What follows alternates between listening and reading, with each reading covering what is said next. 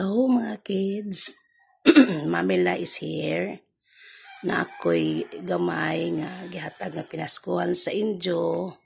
I hope that this Christmas would be your very Merry Christmas.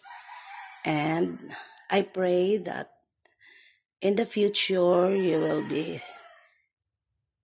someone nga successful kay karon mag-eskwela ka mo og tarong, magbinuotan, magpray always to God so that God will guide you and bless you everything that you need, especially good health, protection from any danger, and abundant blessings.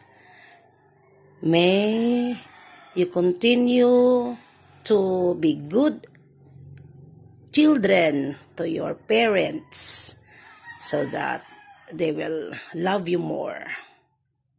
Again, Merry Christmas to all of you. Bye-bye.